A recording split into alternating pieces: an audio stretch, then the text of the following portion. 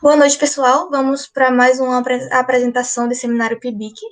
E hoje o George, lá da UFAL, do Instituto de Matemática, vai nos apresentar sobre solução numérica da equação diferencial parcial de Poisson em 2D. É um título bem grande. George, a palavra é sua. Obrigado, Rebeca. Bom, gente, é um prazer estar aqui. Eu vou hoje apresentar a solução numérica da equação diferencial parcial de Poisson em 2D, como a Rebeca falou. E aí eu vou usar um programa que é específico para solucionar EDPs. E aí ele resolve EDPs em 2 dimensões, em 3 dimensões. É bem interessante. Então, antes de começar, eu vou trazer uns pontos importantes que eu vou usar na hora do desenvolvimento da resolução do programa, né? Quando for resolver o problema. Então, uma equação diferencial com duas ou mais variáveis independentes, por exemplo, espaço em tempo, se chama equação diferencial parcial, ou seja, uma EDP.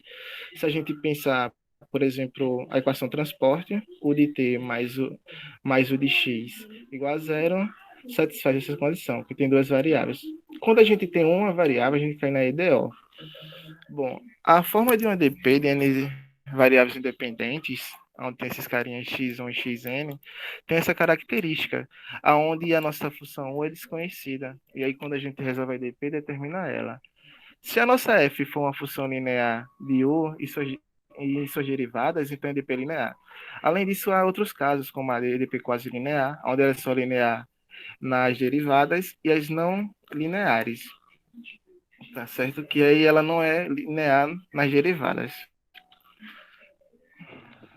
Bom, imagine o seguinte problema. Um problema de propagação de onda de eletromagnética, que parte de uma estação de rádio base e viaja até um aparelho de telefonia, sujeito à variação de meio e do tempo.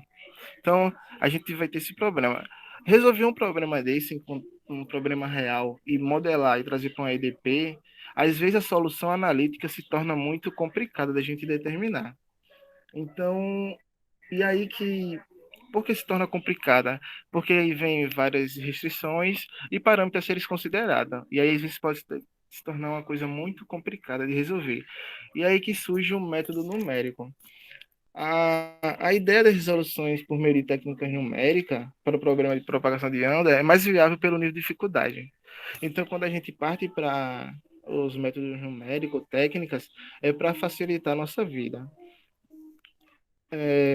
Então, os métodos numéricos se baseiam em métodos de elementos finitos e no método de diferença finita.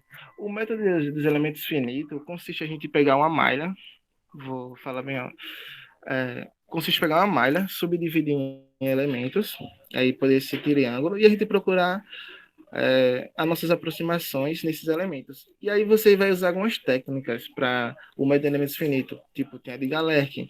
A método de Galerkin consiste em você procurar a solução aproximada, onde essa solução aproximada é projeção ortogonal da solução procurada em um subespaço de dimensão finita.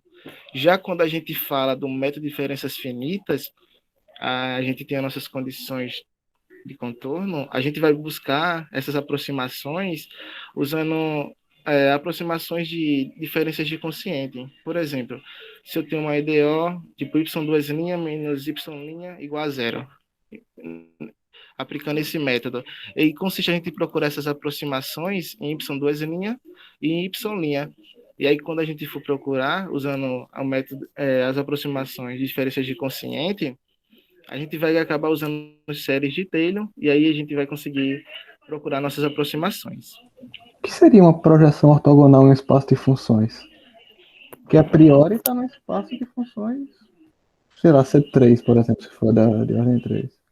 Então eu tento Seria que quando projetar ortogonalmente num espaço de dimensão finita. isso, dimensão finita. O que Uma seria projeção ortogonal, o produto interno é zero com a função da base.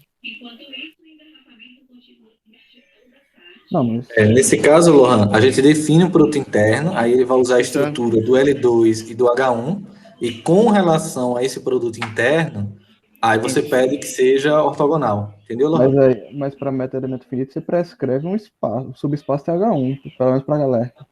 sim, mas aí eu vou me aprofundar mais lá na frente, entendeu? Eu tô no... Certo. É porque eu não vi projeção ortogonal, como tipo aí, tipo você passa Não, dois tipos de é funções porque para aqui... o sim, prescrito entendi. como projeção. essa parte do método Galer que eu vou explicar lá quando estiver lá no final. Chegar na parte, hein? Só tentando falar a diferença. Então, a equação diferencial de Poisson, a gente tem aqui, onde esse cara aqui, a definição desse cara aqui é o Laplaciano de U, tá certo? Essa equação tem várias aplicações, como o fluxo estacionário de um fluido viscoso incompreensível em um duto cilíndrico, um potencial newtoniano em eletromagnetismo, em membrana elástica, entre outras aplicações. Eu quero comentar um pouco sobre solução fraca. Então, em equações diferenciais parciais, as soluções clássicas são bem definidas no domínio, são soluções explícitas, ou seja, são soluções onde existe a derivada. E aí, o que acontece? Quando a gente procura, por definição, a solução da equação diferencial parcial deve possuir derivadas parciais em todos os seus pontos, tá certo? Deixa eu ver. Por exemplo, quando a gente usa os métodos das curvas características, então a gente tem uma curva inicial. A gente pede que a curva inicial ela seja suave. Então a gente vai, quando usa o processo de curvas características, a gente busca que ela preencha o domínio. E aí ela tem uma interseção seja transversal à curva inicial. E aí o que pode ocorrer no domínio é uma singularidade na condição inicial. E a solução deixar de ser clássica. Por exemplo, imagine nas quase lineares as projeções ortogonais das suas características. Se na curva inicial não for regular, existir a singularidade, e a gente não consegue determinar a solução. Bom, primeiro, aqui eu vou falar sobre o teorema da primeira identidade de Green. Essa demonstração consiste no livro da Valeriore. Então, eu vou só comentar. Porque eu vou fazer uso dela quando eu for fazer a formulação variacional. Então, a primeira identidade seja um subconjunto fechado do R2 em um domínio aberto e conexo, onde vale o teorema da divergência, e seja o IV pertencente na classe C2 na aderente aqui. Então, quando eu faço esse cara pertencente de classe C2, é que segundo ele tem derivada de ordem 2 contínua, seja diferenciável de ordem 2. Equivale essas igualdades aqui. Tá certo?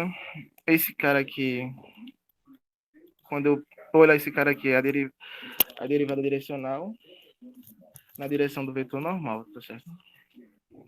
Então, se fosse para demonstração, consiste a gente chamar o F, onde esse F vai ser o nosso campo de vetorial de classe C1, fazer um produto interno com o gradiente e a gente conseguiria chegar nessa expressão. E aí, substituindo as contas, a gente consegue demonstrar. Bom, aí a demonstração consiste, está no livro da Valeriore. Uma pergunta, não tem não nenhuma imposição nesse ômega aí, no bordo dele, nada não? O que, homem? O bordo, a gente pede também que seja de classe C1, Lohan. Tem regularidade suficiente? Sim. Isso. Então, essas identidades aqui, essas propriedades, eu vou usar quando chegar na parte de formulação variacional, tá certo? Então, uma forma linear, a definição, certo? Dado V um espaço vetorial, dizemos que o operador A é uma forma bilinear se existir se um fixado pertencente a V, temos que ver nesse operador que esses operadores aqui sejam lineares em V, para a gente ter uma forma bilinear. Se esses caras forem iguais, então a gente tem uma forma bilinear simétrica. Então, o problema de Dirichlet, ele especifica valores que uma solução necessita tomar no contorno do domínio. Mais adiante eu vou dar um exemplo de como ocorre, tá certo? Primeiro, o problema de Dirichlet para a equação de Poisson, dadas as funções, uma G pertencente, essa G contínua, pertencente sobre o bordo, a F também contínua, em ômega, é encontrar uma função 1 que esteja nessa interseção e que satisfaz essa seguinte equação, que é a equação de Poisson. Quando a gente tiver G igual a zero, então a gente tem que a U seja nula, ou igual a zero.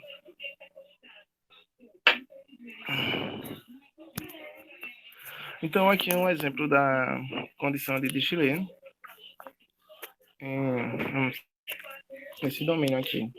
Então, aqui a gente tem um Laplaciano igual a zero. Quando o y for zero, ela vai assumir aqui o igual a zero. Quando a gente tiver a u de zero, u de x zero igual a zero. Quando u de x y for igual... Quando a gente tiver a u de x b igual a zero aqui... Bom, deixa eu explicar. Quando a nossa y for zero, a nossa u de x0 vai ser igual a zero. Quando o meu y assumir v, que vai ser esse cara aqui, a u de xb vai ser igual a zero. Então, quando tiver x igual a zero, a nossa função u de 0y vai ser igual a zero. Quando ele chegar nesse cara, x é igual a gente vai ter que a u de a y igual a f de y. Então, aqui é um exemplo da condição de Dirichlet, que é quando ela especifica valores que uma solução necessita tomar no contorno do domínio. Bom, uma função teste. A definição de função teste seja uma função com ômega contido no R2 em R. Dizemos que V pertence à classe finitamente diferenciável com suporte compacto, quando V se anula na fronteira de ômega e é função de classe finita no interior de ômega.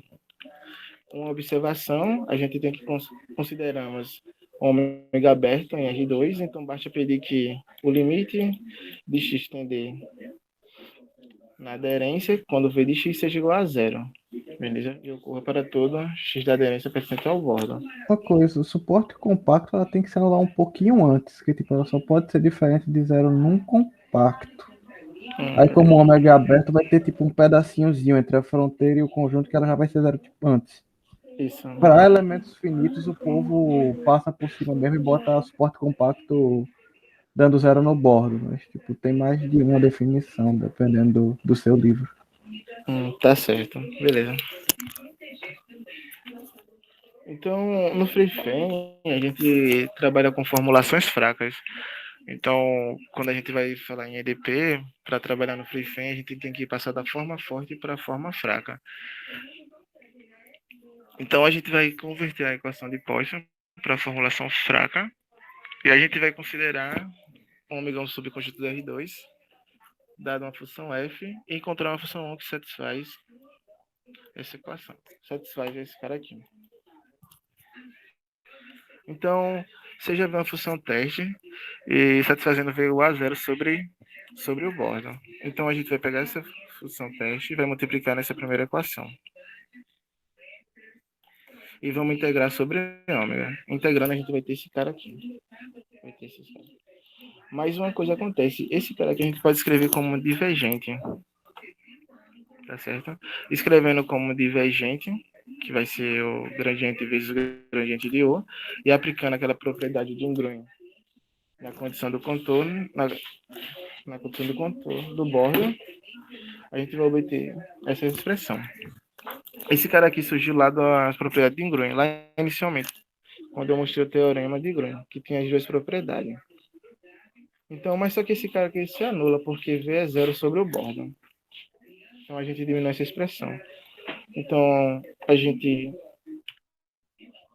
fazendo o produto interno do gradiente de U e do gradiente de V, a gente tem a nossa forma fraca. E aí, o FreeFrame, ele vai ler esse cara aqui, essa característica. A gente vai escrever na linguagem do FreeFrame essa expressão todinha aqui. Então, a estrutura do método elementos finito vai ser discretizar a região da solução em um número finito de sub-região ou elementos, derivar as equações do governante para um elemento tipo, configurar todos os espaços dos elementos em um espaço solução e resolver um sistema de equações. Então, eu vou falar da ideia do método de Galerkin. Seja H um espaço de Hilbert e A é o nosso operador, que vai de V em H. Um operador linear, definido num subespaço V contido em H e denso em H. Então, dado um F pertencente a H, procura esse elemento U de V, U pertencente a V, tal que a de U seja igual a F. Então, a nossa solução é o A de U. Então, qual é a ideia que consiste? A gente vai buscar as aproximações. Essas aproximações, que são projeções ortogonais de U, da nossa solução procurada em um subespaço de dimensão finita, Vn, e aí que vai estar contido em V, gerado pelos n primeiros vetores da base. Então, para a gente determinar os nossos coeficientes AJ, resolver o sistema. Como esse cara vai ser ortogonal, então a gente vai fazer um produto interno em H, tá certo? E aí vai ser igual a zero. E aí a gente resolvendo esse sistema, a gente consegue determinar os coeficientes, a gente consegue achar as aproximações. Alguém tem alguma coisa para acrescentar? Qual o espaço de Hilbert que você vai tomar? Oi? Qual o espaço de Hilbert que você vai pegar? O H1. Beleza. Posso continuar? Sabe por que H1 é Hilbert? Tipo, você tentou ver? Sim, produto insatisfatório, produto interno é completo. Sim, mas tipo, você provou a completude de H1? Não precisa não falar aqui, mas você tentou ver pelo menos. Sim, sim. Beleza. Mas se quiser comentar, estou todo ouvido. Não, só pra saber se pelo menos deu uma olhadinha. Em geral, o povo de aplicada não faz isso não. Tá certo.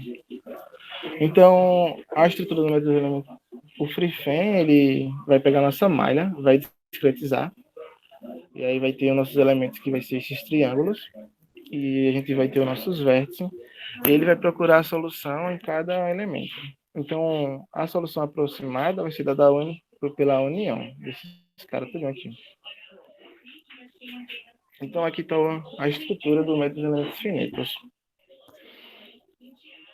Então, aqui está a estrutura. Aqui tem um bordo, que é o comando que vai definir a geração da malha, o espaço. Nas próximas linhas, eu vou explicar o que cada linha quer dizer. Então, a primeira, a gente define um bordo, onde a gente vai ter que descrever a nossa fronteira. E aí, para descrever a fronteira, a gente tem que saber parametrizar. Esse cara aqui, ele vai dar um intervalo, esse parênteses. Estou dizendo que t está entre 0 e 2π. E aqui vai ser o nosso domínio, a nossa parametrização.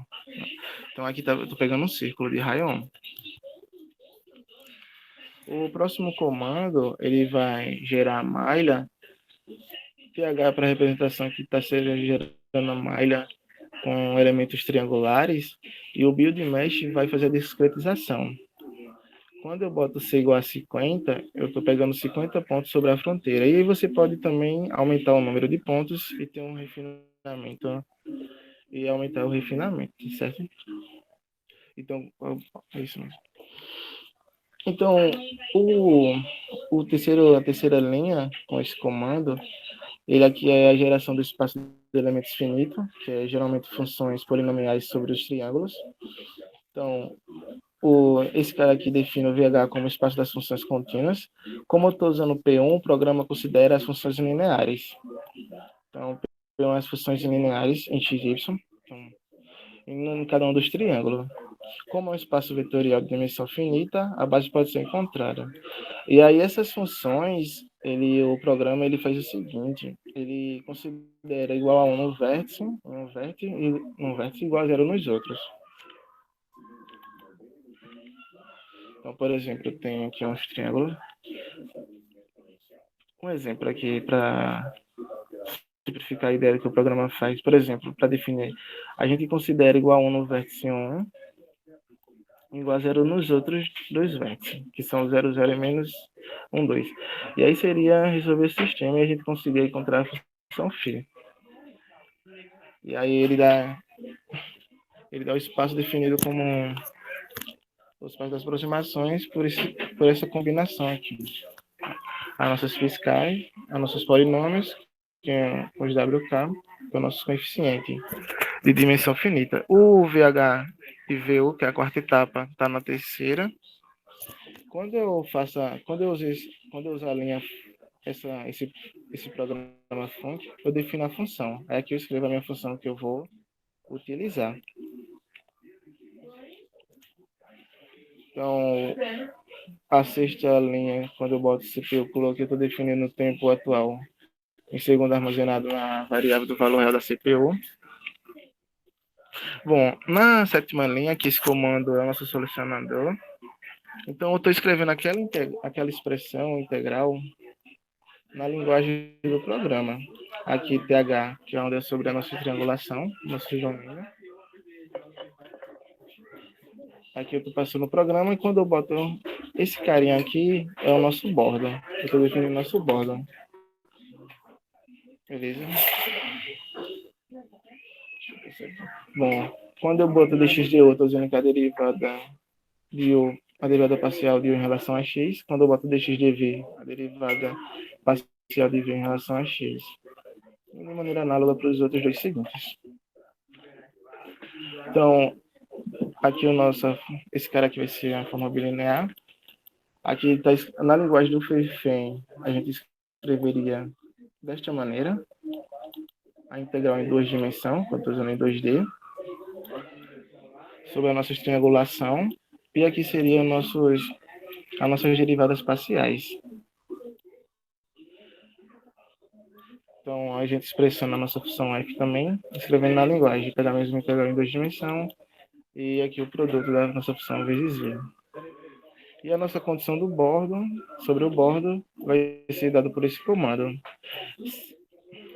Onde C aqui é a nossa fronteira, beleza?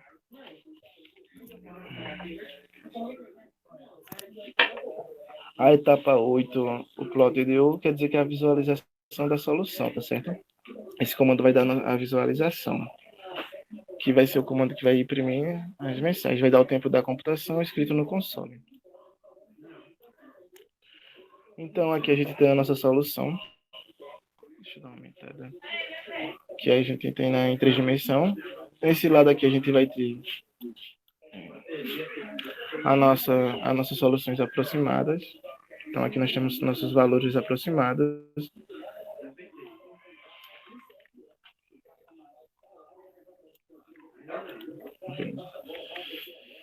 Então, aqui fica melhor. Então, aqui a gente pode ver melhor. Só que a gente ainda consegue determinar o máximo e o mínimo. Esse cara aqui tem o valor do máximo. Nessa partezinha de azul escuro a gente tem o valor de mínimo. Que o nosso máximo é 0.08425, nosso máximo, e o nosso mínimo é menos 0.016842, que vai estar nessa regiãozinha azul. Então aqui quando eu executei, o programa dá o número de triângulos, o número de vértices, o máximo, o mínimo, o tempo da CPU, a compilação e a execução. Então, a nossa aproximação está entre menos 0.019675, 0.087341, o nosso mínimo, o nosso máximo, o número de vértices e o número de triângulo. E aqui é o resultado. Dá para calcular também o erro de estimativa, só que eu vou deixar para apresentações futuras. E eu encerro aqui, gente. Tem referências. Então, se alguém quiser acrescentar alguma coisa ou perguntar, fique à vontade. Como é que você sabe que aquela solução é boa? Porque você não falou de erro, não foi? Erro de aproximação. Isso vai ficar para... Isso eu combinei com o professor Ginaldo para próximas apresentações, em questão de erro de estimativas, entendeu? Mas, tipo, o produto interno de H1, você vai ter que naturalmente estimar na norma que você está tomando ele. Qual a norma que você está usando? A norma do L2? É a norma de H1, no caso. Você dá um H1, peso sim. para a derivada e um peso para o interno L2 da função.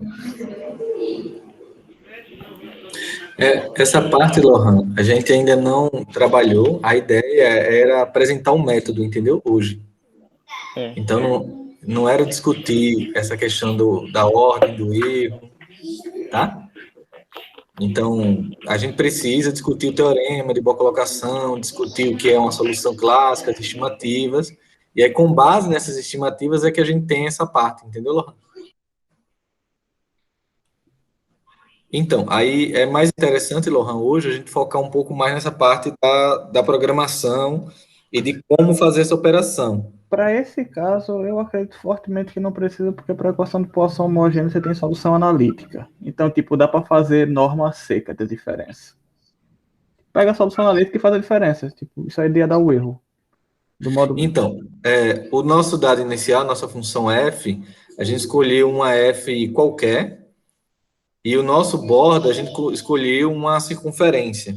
Então, volta lá, George, para a escolha do bordo. Não, mas não foi um F qualquer não, Reginaldo. Quando ele implementou, não foi um F qualquer não. Ele botou alguma F. Não faz sentido. Ele colocou... Não, é isso que eu estou dizendo. Ele colocou uma F que a gente conversou. Olha, chuta aí. Um polinômio mais uma função seno, entendeu? Sim, sim.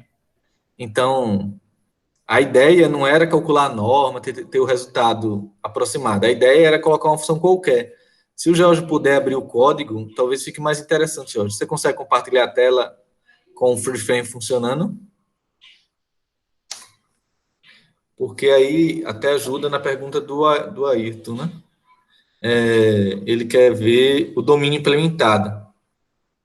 O domínio, Ayrton, nesse caso, ele foi definido a partir do bordo, tá?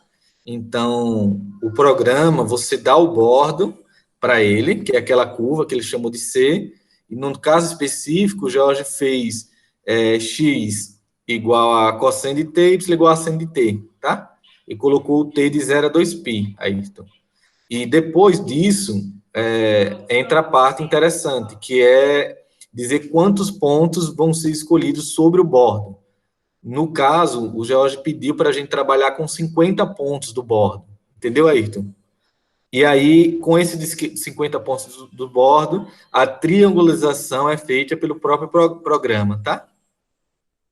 Ou seja, a malha gerada a partir de um comando, que é esse que está aí, não sei se você consegue ver na tela, né? Quando ele coloca C de 50. Então, ele poderia alterar esse número de 50 para 10 ou para 500. Coloca 10, George, só para a gente ver como é que vai acontecer com o problema, com a solução.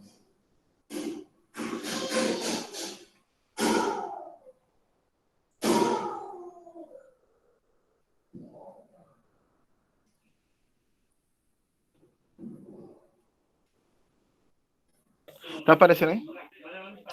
Não apareceu. Eu botei com Pronto, senha, tá né? aparecendo agora, tá aparecendo. Tá certo. A ideia do 10, pessoal, essa escolha é feita sobre o bordo, tá? A gente não está aqui, Lohan, hoje com problema de evolução. Então, a gente vai coletar onde a gente tem informações, tá? Então, o que nos é dado são esses pontos do bordo, tá? A gente poderia colocar uma função G ali para ficar propriamente o problema de Poisson, tá? Isso, os dados são gerados automaticamente, Ayrton. Dado que segue essa linha de código, tá? Que o Jorge colocou. E aqui tem o resultado. Outra coisa, você tentou em dimensão 1? Você começou logo com a equação de Poisson dimensão 2?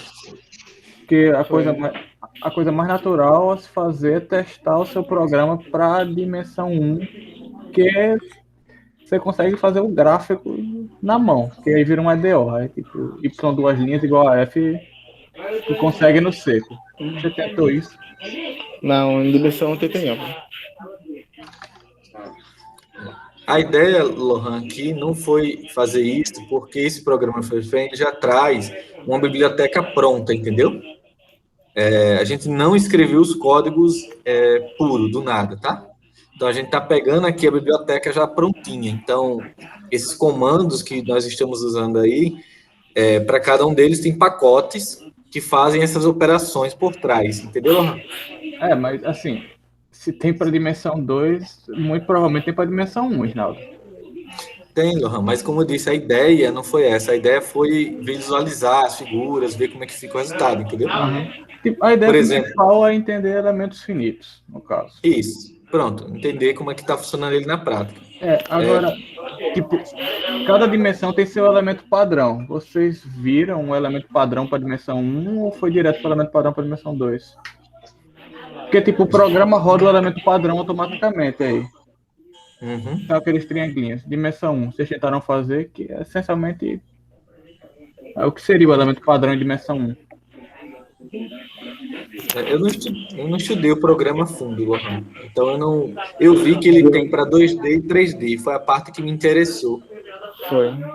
Uhum. Então, eu não procurei ver a parte em dimensão 1. Sobre a pergunta do professor Alisson, a quantidade de pontos, Alisson, está diretamente ligado a duas coisas importantes. Uma delas é o custo computacional. Então, mostra qual foi o custo, Jorge, nesse caso, com 10 pontos. O custo, aquela outra... Nesse caso, a gente baixou a execução, poxa, aumentou, foi para 1 segundo a execução. Bom, tem a ver com esse custo computacional, Arlisson, e com a qualidade do gráfico, né? Então, você vê que o gráfico agora ficou um pouco mais quadrado, tá? Então, bom, tem aí o número de triângulos, ó, ficou um pouco mais quadradão. A gente pode aumentar agora aquela mesma figura, Jorge, volta lá para o programa. A gente pode colocar agora 500 lá, ou então 1.000. 1.000 pontos. Coloca 1.000. Pronto. E aí a gente salva e compila mais uma vez o FreeFrame com esse novo código. Jorge, como foi que você gerou aquela última figura, aquela mais bonita? Eu usei o Medit, que é outro programa. Que é mais um comando para gerar o máximo e o mínimo. Para dar o máximo e o mínimo. Tá. Então, Arles, melhore muito, tá? Então, o problema dele é o custo, tá? Quanto mais pontos eu fizer, ele vai melhorar, tá? Esse problema também, Arles, ele está ligado com a situação prática. Se eu tivesse com uma condição de poação real, a função G, na prática eu deveria coletar essas informações G no bordo, tá? Então, pense que você quer mapear ali a questão da Braskem, os bairros afetados. Então, a gente tem um bordo, que, claro, para fazer aquele bordo, a gente faz uma poligonal, e a gente vai definir o bordo a partir da concatenação de curvas, tudo bem? E para cada ponto, eu vou ter que coletar esse ponto propriamente dito. Tá? Então, nesse caso, a gente não ia usar exatamente o FreeFrame, a gente deveria abrir o código em C e alimentar o sistema, Alice, com esses pontos. Ou seja, coletar esses 1.000 pontos tem um custo. Entendeu, Alice? Então, as coisas estão associadas, né? Quando a gente fala de custo computacional, também teria esse custo na coleta dos dados. Sim, entendi, João. A pergunta foi mais pelo seguinte aspecto, né? Durante a minha tese, eu trabalhei com os diagramas de Voronoi, né? E a gente, a princípio, escutou um valor, né? Olha, parece que tem pontos aí. E a gente deu o valor aproximado, a gente tem noção de quanto estava o resultado. E aí, por curiosidade, a gente fez essa pergunta, né? Olha, será que ele ficar 100, 200, fica melhor? Aparentemente ficou. Quando a gente fez para 300, piorou. Por quê? Porque essas aproximações, esses arredondamentos, fez com que a solução ficasse pior. Isso, então, a gente também tem isso, né? Começou a estudar o problema e disse, olha, é melhor a gente fazer até uma certa quantidade de pontos que a gente garante uma melhor aproximação das nossas soluções e tal.